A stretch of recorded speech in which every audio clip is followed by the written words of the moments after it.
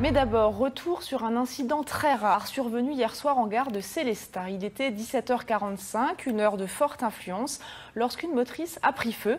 Pas de victimes heureusement, mais des dégâts et un trafic resté longtemps perturbé. Les explications de Grégory Fraise.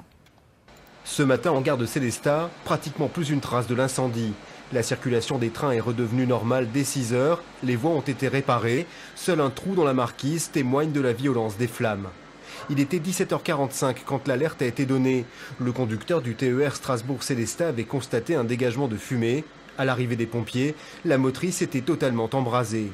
Il a fallu plus de 2 heures d'intervention et beaucoup de mousse pour éviter tout risque de propagation et maîtriser l'incendie, probablement alimenté par la présence de centaines de litres d'huile dans cette motrice des années 60.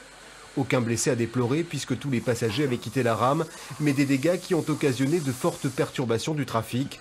Une dizaine de trains, dont 3 TGV, ont été mis à l'arrêt, accumulant jusqu'à 4 heures de retard. 500 passagers ont été pris en charge et ravitaillés en eau et en nourriture par la SNCF, dont les agents ont œuvré toute la nuit pour rétablir au plus vite la situation. Une enquête interne a été ouverte pour connaître les causes de cet incendie spectaculaire. Voilà pour votre journal en Alsace avant l'édition nationale. Je vous souhaite un excellent samedi soir et vous donne rendez-vous demain. Je compte sur vous. Bonne soirée, au revoir.